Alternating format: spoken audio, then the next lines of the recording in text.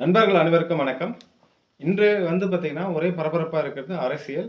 இந்த அரசியல்ல அதிகமா பேசப்படுற பார்த்தீங்கன்னா, நம்ம அண்ணன் சீமான் அவர்கள். ஆனால் அவர்களுடைய பேச்சுல சில விஷயங்கள் வரவேற்கத்தக்கது. ஆனா பல விஷயங்கள் பார்த்தீங்கன்னா, கவர்ச்சியா இருக்கும். ஆனா சாத்தியமா? சாத்தியம் இல்லையா? அத தான் நம்ம பார்க்க போறோம்.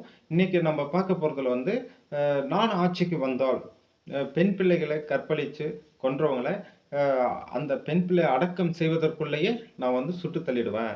அப்படின்ற மாரி சொல்லியிருக்காரு. இது சாத்தியமா அப்படின்னா, கண்டிப்பா சாத்தியம் கிடையாதுங்க. இது ஒரு கவர்ச்சியான ஒரு பேச்சு. மக்களிடையே கொஞ்சம் செல்வாக்கு அதிகமாகும். ஏன்னா, இது ஒவ்வொருத்தருடைய வலி, வேதனை சொல்றாங்க.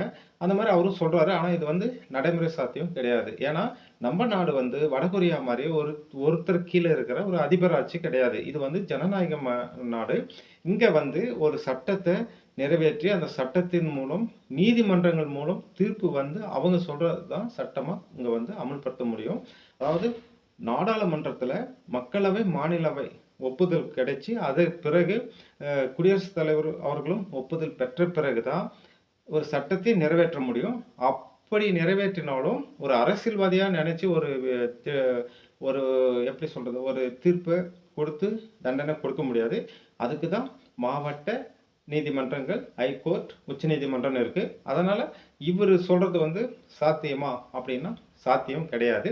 இது நமக்கு எப்படி ஒரு கோவம் வருதோ, அந்த மாரி அவருக்கு வர கோவத்துல அவர் சொல்லியிருக்காரு. ஆனா, இந்த இந்திய சட்டத்த மாற்றி அமைக்கணும். எப்படின்னா, இந்திய சட்டத்த மாற்றி அமைக்கக்கூடிய அதிகாரம் எனக்கு கிடைச்சா, நான் என்ன பண்ணுவேன் அப்படின்னா, முதல்ல இப்ப எதுக்கு எடுத்தாலும் என்ன பண்றாங்கன்னா, சிக்கன நடவடிக்கை எடுக்க மாட்டேன்றாங்க. எதுக்கு எடுத்தாலும் வரி, வரி, வரி போட்டே இருக்காங்க. நீங்க நல்லா நெனச்சு பாருங்க.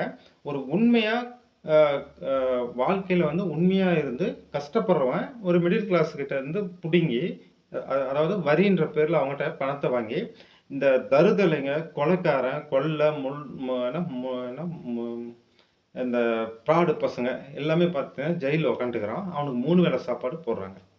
இத ஏன் நீங்க செய்றீங்க? இப்போ உதாரணத்துக்கு, வழியில போது சம்மந்தமே இல்லாத ஒரு பெண் பிள்ளை, அதாவது காலை உபாதை கழிக்கிறதுக்கு போன ஒரு பெண் பிள்ளைய ஒருத்தன் கெடுத்து கொன்னுருக்கான் அப்படின்னா, அவன நீங்க என்ன பண்ண போறீங்க? சாகும் வரை ஆயுள் தண்டனை குடுக்க போறீங்க. அவன் 3 வேள சாப்பாடு தின்னுபுட்டு உள்ள உட்காந்துட்டு அவன் அதுக்கா நம்ம அவன பண்ண போறோங்க. ஏன்னா, இப்ப இந்த பெண் பிள்ளை ஒரு வேள அவங்க வீட்ல ஒண்ணு இருந்தா, அப்ப அந்த பெற்றோருடைய நிலைமை நெனச்சு பாருங்க. அப்போ இந்த மாரி பொறுக்கி பசங்களுடைய சொத்துக்கள பறிமுதல் செஞ்சு, என்ன பண்ணணும்னா, இந்த பாதிக்கப்பட்ட பெண் அ அது பாதிக்கப்பட்டவங்களுக்கு குடுத்துடணும். குடுத்துட்டு இவனுங்கள கஷ்டப்படும். அதாவது ஜெயில்லயே பார்த்தீங்கன்னா, சென்ட்ரல் ஜெயில்லாம் பார்த்தீங்கன்னா 200, 300 ஏக்கர் இருக்கும். விவசாயம் எல்லாமே பண்ணுவாங்க. அந்த மாரி ஏதோ ஒரு வேலைய வாங்கி, அதுல வர காசுலயே அவனுக்கு சாப்பாடு வைக்கணும். இதுதான் என்னுடைய பார்வையில சரின்னு தோணுது. இத பத்தி நீங்க என்ன நினைக்கிறீங்க? கமெண்ட் பண்ணுங்க. நன்றி.